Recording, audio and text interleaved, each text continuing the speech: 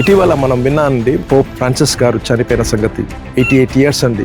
చక్కగా బ్రతికినవాడు అని చెప్పాలి. పేదల కోసము పాటుపడినవాడు, అనగారిన వారికి అండగా ఉండాలని చెప్పి పిలుపునిచ్చిన వాడు, ఖైదీలను, వృద్ధులను పాదాలు కడిగిన పోప్ గారు అని చెప్పాలండి. రోమ్లోనే కాదు, ప్రపంచవ్యాప్తంగా లక్షలాది మందిని, సింగపూర్కి వచ్చినప్పుడు నేను చూసినాను కొన్ని వేల మంది హ్యూజ్ స్టేడియంలో గ్యాదర్ అవ్వడం అండి. బ్రెజిల్లో ఆయన కలుసుకున్నప్పుడు 30 లక్షల మంది, తర్వాత ఫిలిప్పీన్స్లో 60 లక్షల మంది ఆయనని కలుసుకొనికి చూడనికే వచ్చిన వాళ్ళని చెప్పాలా. మనం ఎలా చనిపోతున్నామని లెక్క కాదు, ఎలా బ్రతుకుతున్నాం అన్నది లెక్క.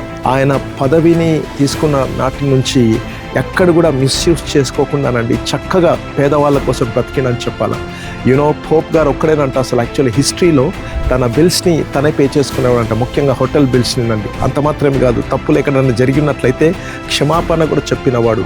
పేదల మధ్యలో ఉండాలని, ప్రజల మధ్యలో ఉండాలని, ప్రజల కోసం బ్రతకాలని చెప్పే తన తాపత్రయము ఎన్నో మార్పులు చేర్పులు చేసి ఈరోజు ఒక బలమైన సాక్షిగా నిలబడినని చెప్పాలండి. మత్తయి సువార్త 16వ వచనంలో ఉన్న రీతిగా మనుషులు మీ సత్క్రియలను చూచి పరలోకమందున్న మీ తండ్రిని మహిమపరచున్నట్లు వారి ఎదుట మీ వెలుగును ప్రకాశింపనీయుడి అని ప్రియులారా. ఒకటే ఒక జీవితం అండి జీవిస్తాం మనం.